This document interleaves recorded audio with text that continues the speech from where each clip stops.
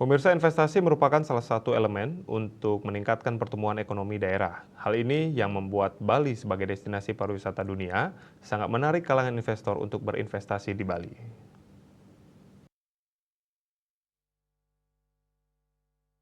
Situasi inilah yang sering menjadi persoalan di mana para investor berusaha untuk masuk ke Bali.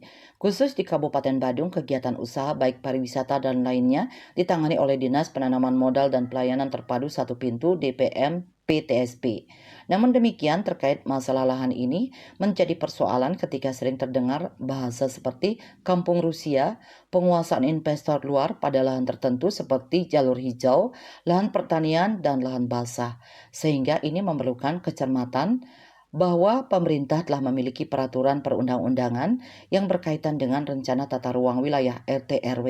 Oleh karena itu, berkaitan dengan maraknya penguasaan lahan oleh investor luar, perlu adanya sebuah ketegasan dalam menegakkan hukum. Menurut anggota DPRD Badung Iwayan Puspanegara, pada prinsipnya RT/RW provinsi, kabupaten, dan RDTR wilayah di masing-masing kecamatan harus sinkron, terutama menciptakan iklim investasi yang tidak merusak alam Bali.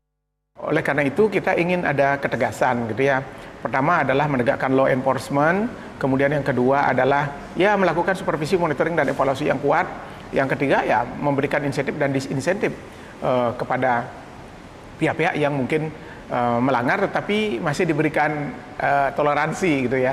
Nah, prinsip dari kita adalah RT RW atau rencana tata ruang wilayah kabupaten atau rencana tata ruang wilayah provinsi, rencana tata ruang wilayah kabupaten dan rencana detail tata ruang wilayah di masing-masing kecamatan ini harus sinkron, dan kemudian dia di satu sisi tidak menghambat investasi, tapi di sisi lain dia menciptakan ekosistem investasi yang tidak merusak ekosistem alam dan lingkungan hidup gitu. Nah, informasi sementara yang kita dengar, kita pernah mendengar ada kampung Rusia misalnya di Canggu. Setelah kita coba searching gitu, ternyata tidak ada gitu ya. Tapi kampung Rusia yang benar itu ada di Ubud gitu ya, ternyata di Parkyu Ubud. Nah, tapi ini kan menjadi pelajaran buat kita, terutama agar lahan tidak dikuasai oleh investor.